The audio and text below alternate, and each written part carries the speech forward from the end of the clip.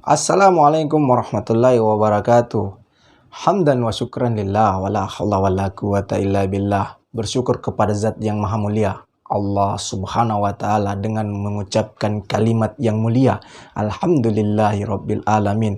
Semoga dengan mengucapkan kalimat ini, maka nikmat yang kita terima, segala yang diberikan oleh Allah subhanahu wa ta'ala akan kembali dilipat gandakan dan ditambah oleh Zat yang maha baik, yang maha memberi. Dialah sebab dari segala sebab, dialah akhir dari segala tujuan. Tiada daya dan upaya melainkan karena kekuatannya. Allahumma salli ala Sayyidina Muhammad wa ala ali Sayyidina Muhammad. Salawat dan salam harus selalu kita lantunkan kepada manusia yang terbaik, manusia yang menjadi suri tauladan kita, manusia yang sangat dihormati. Bahkan sampai dengan jin dan malaikat pun sangat menghormati beliau. Karena ajalannya lah kita bisa menuju tempat yang kita idamkan. Dialah baginda Nabi Muhammad sallallahu alaihi wasallam. Semoga kita semua kelak akan mendapatkan syafaatnya nanti. Amin. Rabbi shrah li sadri wa yassir li amri wahlul 'uqdatam min lisani yafqahu qawli. Jalali yasiran minna. Kawan muslim dan muslimah yang dirahmati oleh Allah subhanahu wa ta'ala, ini adalah konten yang insya Allah akan berlanjut sampai ke depannya. Biasanya saya bikin konten untuk hari Jumat yang kemudian di bawah 1 menit. Ini adalah konten di atas 5 menit atau mungkin 10 menit yang insya Allah akan selalu saya berikan kepada teman-teman semua untuk sama-sama menjadi pembelajaran bahwa Islam itu sangat luas, dan kemudian saya hanya ingin menyampaikan satu ayat yang kemudian sekiranya bisa membuat teman-teman menjadi sama-sama untuk bisa menambah hasanah keilmuan. Baiklah, program kali ini, konten kali ini saya bikin atas ide dari beberapa teman. Namanya adalah sepatah titah. Titah yang mungkin kemudian adalah seperti perintah, tentunya perintah dari Allah subhanahu wa ta'ala, perintah dari Nabi Muhammad sallallahu alaihi wasallam. Tentunya titah itu adalah kebaikan untuk kita jalankan. Semoga bisa bermanfaat bagi kita semua.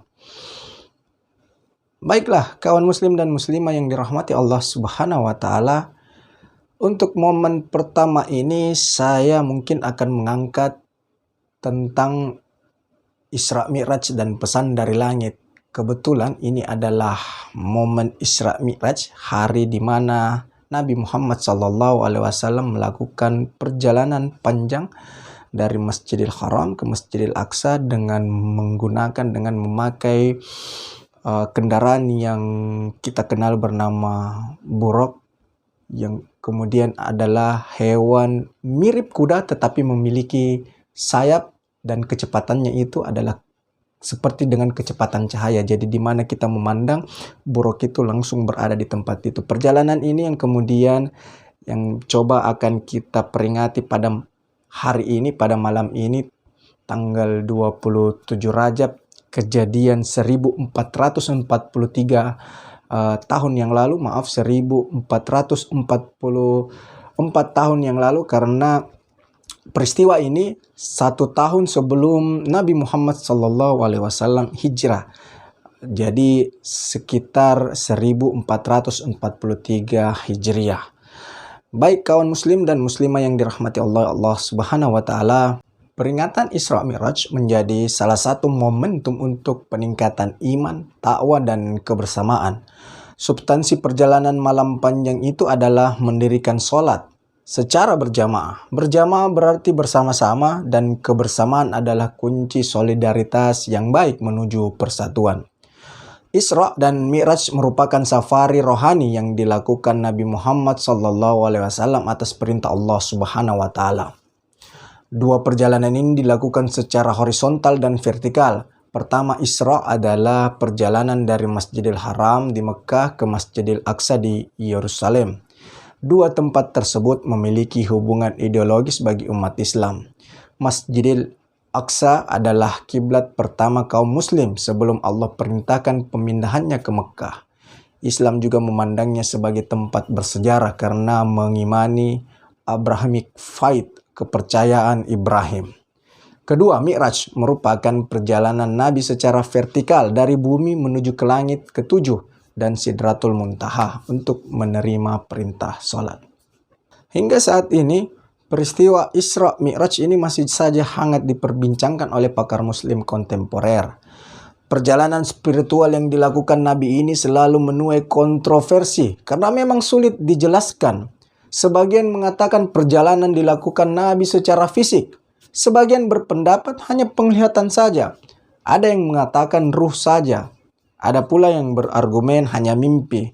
Namun, terlepas dari perdebatan teologis tersebut, dalam konteks spiritual imania, mayoritas pemeluk agama Islam tidak ambil pusing karena meyakini bahwa apa yang difirmankan Allah dalam Al-Quran adalah sebuah kebenaran yang tidak bisa ditawar. Allah menggambarkan peristiwa ini dalam surah Al-Isra ayat 1.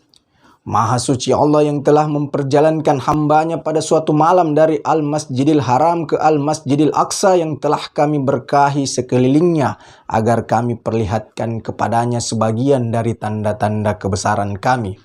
Sesungguhnya Dia adalah Maha mendengar lagi Maha mengetahui. Sikap serupa telah dilakukan Abu Bakar ketika ditanya mengenai kebenaran Isra Mi'raj Nabi.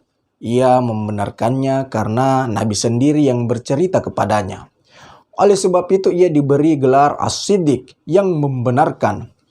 Tentunya bukan hal yang mudah baginya meyakini peristiwa di luar nalar manusia. Tetapi kejujuran dan sikap Nabi telah menghilangkan keraguan-raguannya. Sehingga tanpa berpikir panjang ia sangat yakin kebenaran dari perjalanan spiritual Nabi. Saya tidak akan banyak berbicara mengenai kronologis Isra dan Mi'raj karena sudah banyak dibahas oleh para da'i, para ulama, para ustaz yang meramaikan panggung pengajian di berbagai majelis taklim. Topik perjalanan Isra Mi'raj akan sudah menjadi ramuan wajib dari dakwah kepada seluruh masyarakat. Maka pembahasannya adalah tentang pertanyaan, mengapa Isra Mi'raj terjadi? Untuk menjawab pertanyaan tersebut, perlu kiranya merujuk pada surah Al-Isra ayat 78. Ayat tersebut menerangkan bahwa substansi dari Mi'raj adalah penerimaan mandat melaksanakan sholat 5 waktu. Tentunya sholat berjamaah. Sholat menjadi ibadah yang sangat bermakna. Ia merupakan faktor terpenting dari tegaknya bangunan agama Islam. Begitu tinggi nilai dari ibadah sholat, Allah memberikannya tempat khusus dibandingkan amalan ibadah selainnya. Dalam kamus Al-Muhyidd, doa bermakna ar-rahba ila Allah yang berarti rasa cinta kepada Allah Subhanahu wa taala. Di dalam Al-Quran, doa ditulis sebanyak 213 kali dalam 55 surah. Secara umum ada dua dimensi kandungan makna sholat, yaitu dimensi individual dan dimensi sosial. Sholat yang secara bahasa bermakna doa adalah bentuk komunikasi abdu, seorang hamba kepada Tuhannya. Dalam pandangan usul dan fikih, doa adalah manifestasi dari sebuah permintaan dan permohonan. Maka sholat sejatinya adalah hubungan dialogis dan komunikatif. Sedangkan bagi kalangan sufi, sholat adalah perjumpaan terindah antara hamba dan penciptanya. Tidak ada pertemuan melebihi keindahan bertemu dengan sang kekasih.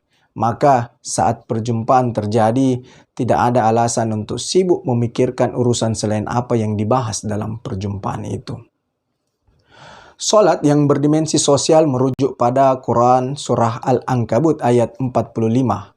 Bacalah apa yang telah diwahyukan kepadamu, yaitu Alkitab Al-Quran, dan dirikanlah sholat. Sesungguhnya sholat itu mencegah dari perbuatan-perbuatan keji dan mungkar. Dan sesungguhnya mengingat Allah atau sholat adalah lebih besar keutamannya dari ibadah-ibadah yang lain. Dan Allah mengetahui apa yang kamu kerjakan. Ayat tersebut dengan gamblang menunjukkan bahwa orientasi sholat adalah membawa pelakunya tercegah dari kemungkinan berbuat jahat dan keji. Sholat memberikan kekuatan untuk enggan berbuat hal yang merugikan orang lain. Sholat menyentuh pada dimensi rohani dengan memberikan pengaruh positif sehingga dapat memperbaiki tingkah laku dan meluruskan akhlaknya. Ini sejatinya revolusi mental. Salat bisa dijadikan sebagai media untuk merevolusi mental. Semua akan menjadi baik dengan salat. Adapun perilaku tercela dan merugikan orang lain yang masih melekat pada diri merupakan tanda bahwa ada yang tidak sempurna dari salat yang dikerjakan.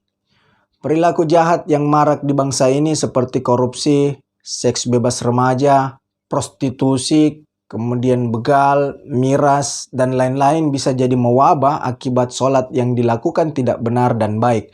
Sehingga pengaruh majisnya tidak menyentuh nurani dan tidak merevolusi moral. Kawan muslim dan muslimah yang dirahmati Allah Subhanahu wa Ta'ala, demikian sedikit sharing tentang peristiwa Isra Mi'raj, pesan dari langit bahwa substansi dari Isra Mi'raj adalah membangun kebersamaan, yaitu dengan sholat secara berjamaah. Solidaritas sosial mesti ditingkatkan melalui momentum ini.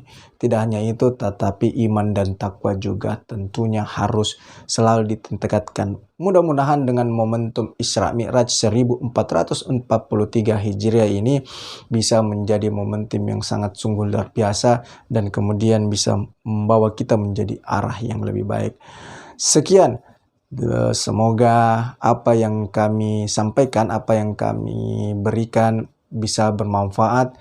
Kalau benar datangnya dari Allah, kalau ada salah datangnya dari saya, mohon dimaafkan. Subhanakallahumma wa bihamdik, asyhadu an la ilaha anta, astaghfiruka wa atubu ilaik. Wabillahi taufiq wal hidayah. Wassalamualaikum warahmatullahi wabarakatuh.